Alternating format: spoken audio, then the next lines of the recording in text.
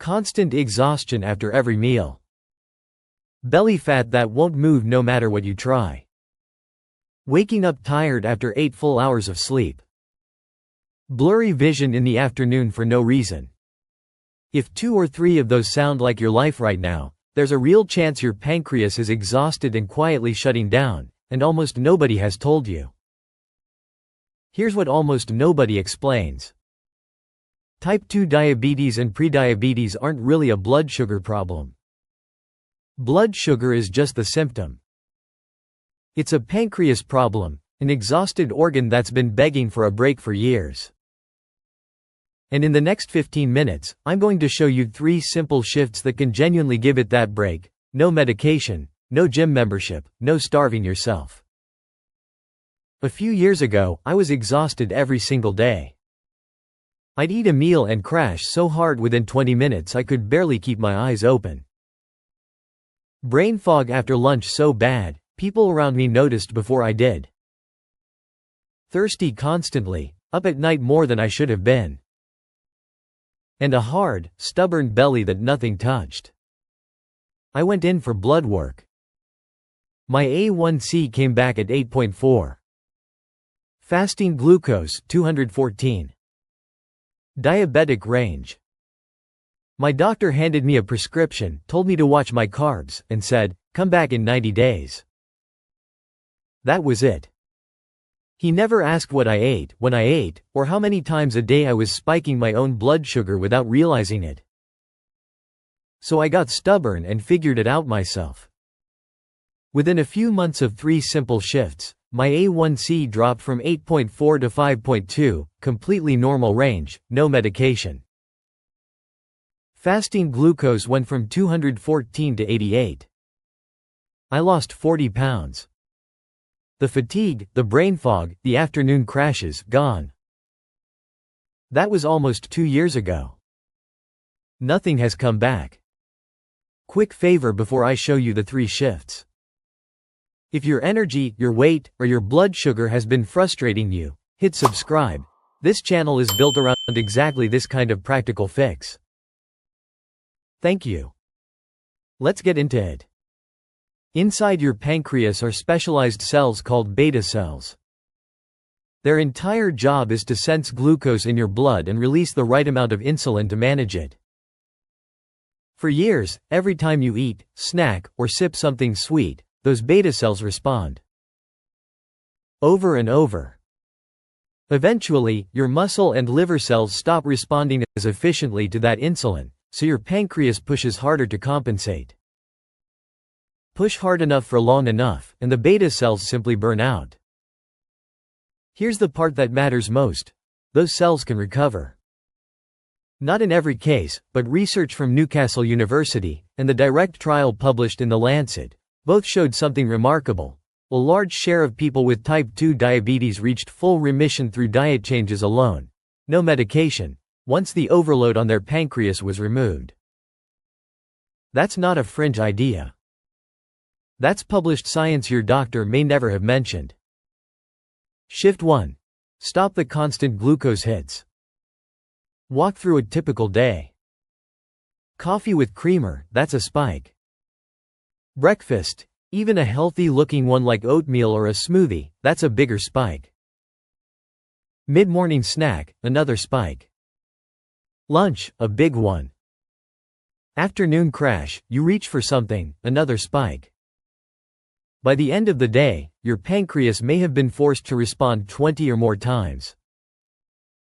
Every one of those is your beta cells straining. The fix?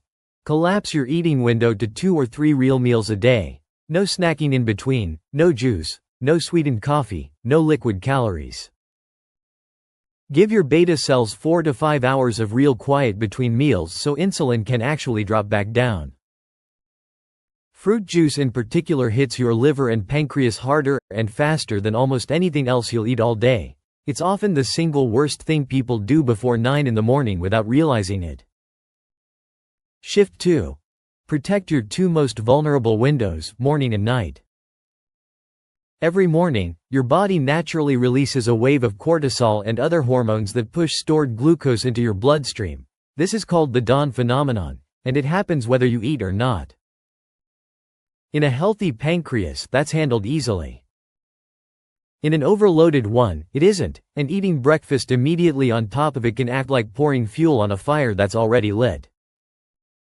The fix: don't eat within the first 2 hours of waking up, black coffee or water only, and let your body handle that natural morning rise on its own. On the other end of the day, close the kitchen at least 3 hours before bed. Eating too close to bedtime doesn't just add another glucose load right when your body is least sensitive to insulin, it also blocks a natural fat-burning hormone that's only released during deep sleep. Protect those 2 windows, and you protect your beta cells at the 2 moments they're most fragile.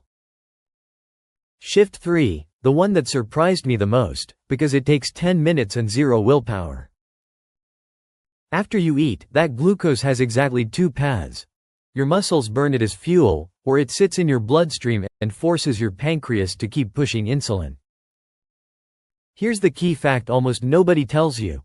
Contracting muscles can pull glucose straight out of your blood without needing insulin at all, through channels called GLUT4 transporters.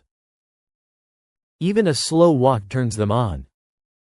The fix: a 10 to 15 minute walk after meals, especially dinner, which is usually your biggest glucose load of the day. Not a workout, just a walk. This single habit gave my pancreas more relief than any hour I ever spent in a gym in the morning on an empty stomach, because timing matters more than intensity when it comes to protecting these cells. A couple of things people always ask. Can you come off medication doing this? Never stop or change any prescription without your doctor.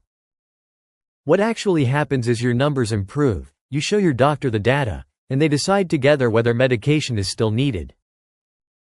Let the results make the case, don't make that decision alone. How long before you see something? Most people notice the afternoon crash easing within the first couple of weeks.